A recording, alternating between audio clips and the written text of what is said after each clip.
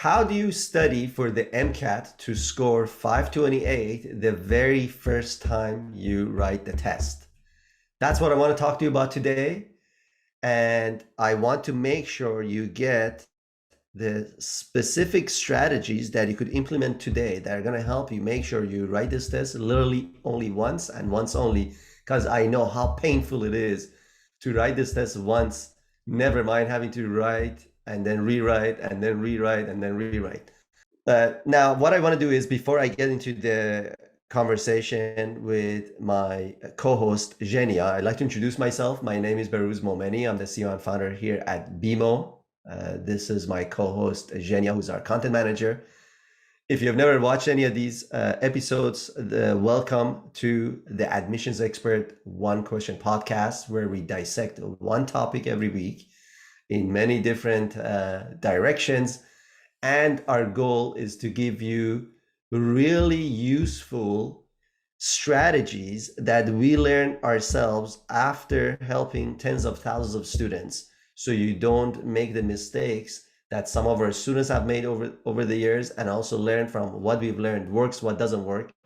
There's nothing to sell in this. There's literally no fancy music. This is not scripted. There's going to be no fancy sound effects, none of that stuff.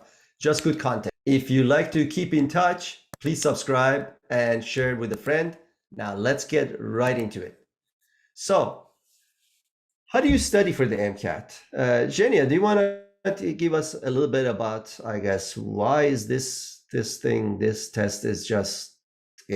it seems like one of the most challenging part of the admissions process, if not the most challenging part of the process.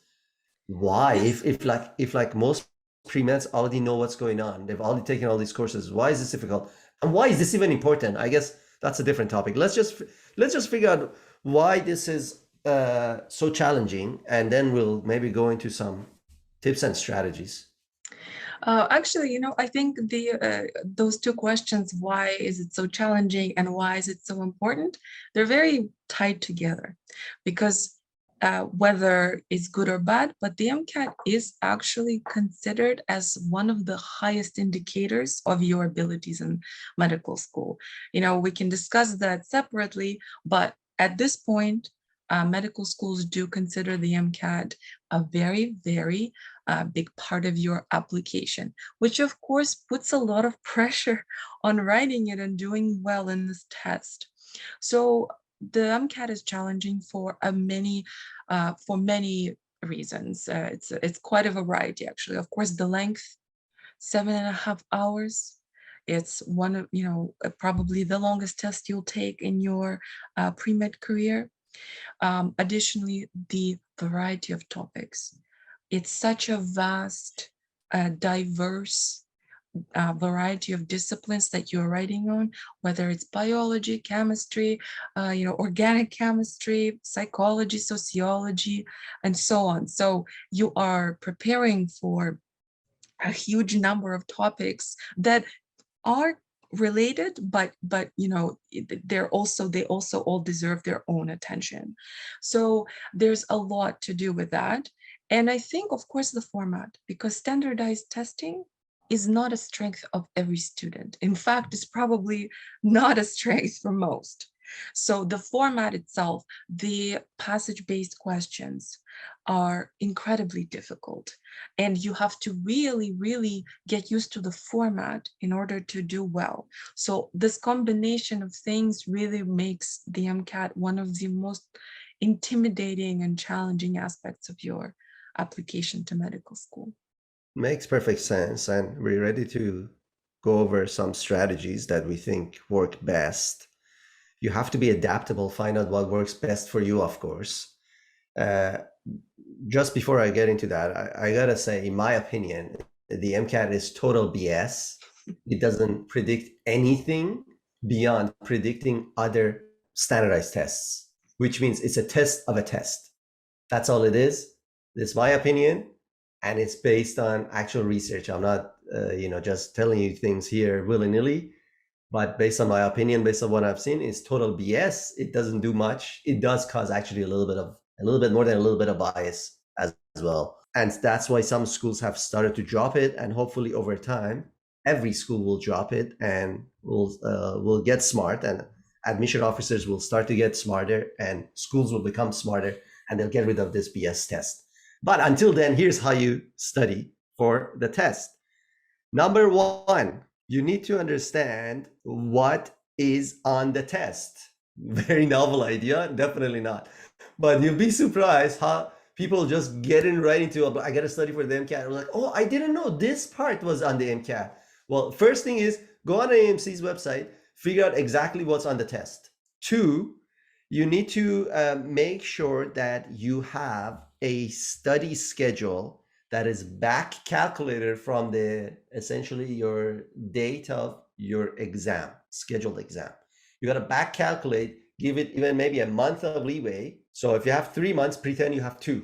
If you have 4 months, pretend you have 3, so that you could figure out, okay, there's this many sections. Now I'm going to make a full calendar of here's what I'm going to do. This is what I'm going to study on each day of the week until I cover all the topics. So that would be 2 things so far. The third piece of the puzzle is now you have your schedule. You have to study each section, starting with your weakest section. After you've done a diagnostic test, you always start with your weakest point. And as the week starts, always start with the weakest section. And at the end of the week, you should have a realistic mock MCAT every week. Maybe not the first few weeks until you feel confident that, depending on how your diagnostic test was, you feel confident that, okay, you're now ready to start writing tests. Then you got to write them every week. So now that was our third point. The fourth point was writing that diagnostic test, the practice test, and being able to go over every question you got wrong and figure out why, and don't move on until you figure out what you got wrong and why. Rinse, repeat. So when the next week starts, your weakest point might be a different topic than what it was the week before. You have to keep doing that until you figure out what's going on. You'll continue to do this and write simulated realistic tests, each time a different one that you've never seen, until you score 90th percentile or above on every single section in 3 independent tests, back to back to back to back. When that has happened, that is the time to go immediately write the test, no matter where you've scheduled your test. And if you get your test date and you're not scoring like that, cancel the test, reschedule for another date. That was essentially my very brief, quick way of how to study for the MCAT. Can we go and give you a lot more tips? Of course we can. I was like, you could slice in so many different ways. Zhenya, any sort of specific things you want to add, maybe? Sure. I think, of course, a really important tip that you mentioned, but I want to extrapolate on it, I suppose, is, what to study and when, right? After you write your diagnostic test, you will know exactly your weakest areas. So do start with those, but don't forget about the other ones as well. Don't become too cocky and forget about the fields that you did well on in your initial diagnostic test, because in a couple of months they might become your weakest points again. So I would say that dedicate a few weeks, as Baru's already mentioned, where majority of your time is content review. Whether you've just completed the prerequisites or not, do dedicate some time to review the high-yield MCAT topics, especially, do seek materials that would help you fill in those knowledge gaps. And so dedicate about 70 to 75% of your time to just covering the content, and then using, practice questions or practice quizzes. Don't do like full-on practice tests that take the 7.5 hours, but do try to apply your knowledge. That's the most important thing. As I said in the beginning, the MCAT is so hard because of the passage-based questions. So you may actually know the material really, really well, but you need to be able to apply it to the MCAT format, and that will be the real test. So even if you were brilliant in your classes and you got 90% in everything, you need to be able to apply that knowledge. So that would be my big advice: is content review is very important at the beginning, but do practice to apply that knowledge to the questions. Makes sense. So I should actually clarify here just for our audience here. When I did say that, first of all, the first few weeks, don't write actual, simulations of the MCAT full length just yet. Wait the first few weeks to see how you feel you're getting better. So how do you incorporate those sort of, practice that's not a full length test? Well, that's happening on a daily basis. So let's say you start on Monday is your cars section. You do your review of the strategies. That same day, you should be doing some questions. Doesn't have to be time. You could start the timing process when you start writing your simulated test. And I'd rather you do the full thing when you start that. So you get used to it. You build up your stamina. You got to build up your stamina for 7 hours. Because if you say, okay, I'm going to do a simulated test, but only the cars section, that's not realistic. Actually, let's not say cars. Whatever section you choose may not be the first section of the day. It may be the fourth one after you've been sitting for like 5 hours. So you cannot simulate that like that. You have to simulate it properly. Two, you want to do, as the week goes, you want to do practice, as Jenny was mentioning, in content review, practice several questions. Then figuring out what did I get wrong, figuring it out so you don't make the mistake again, and then doing some more similar, if you made a mistake, similar questions, not the same. Did I get it now? Can I get it? And you got to keep doing that. That's like continuous. So that happens for most of your week. Then when you start writing simulated actual tests, you add this other element once a week where you're writing a full length test. This starts towards the end of your preparation. So let's say you have 4 months. I would start doing that the last 2 months of my preparation. If you had 6 months, I would do the last, I don't know, I wouldn't actually recommend you prepare 6 months. So here's the other thing is, we have another video. People say, okay, how long should I prepare? Well, first of all, we always say prepare as long as necessary and as much as practice as necessary until you score 90th percentile in every section of the MCAT for at least 3 independent times back to back to back to back. So our answer will never change. Then some people say, what? Can you please tell me how long?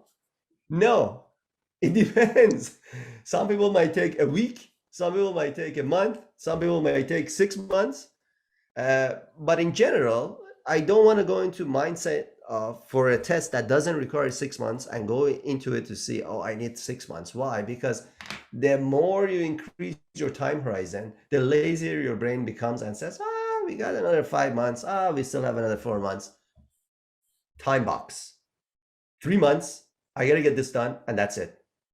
If you don't, you're not ready, you just say, okay, you know what? I'll reschedule the test. It's not the end of the world. It's a counterintuitive point, but it's hard to grasp, and a lot of people don't listen. But when you time box your projects, more likely you will get them done, and you will get them done well, and you will make them get them done on time. Again, it's very individualistic, as you pointed out, right? Depends on your commitments. Yes, 6 months, we recommend nothing longer than 6. 6 is absolute maximum. If you're in school, you have a job, there can be different circumstances, but 3, of course, is something that a lot of pre-meds do. They take the summer to study, and majority exactly schedule their tests based on a 3-month MCAT study schedule, I would say. I think that wraps it up. I just want to leave you with one final tip that I think also has an impact. I recommend that you have your weekly schedule, you figure that out, great. In the days where you're studying for the MCAT, make it the first thing as soon as you wake up.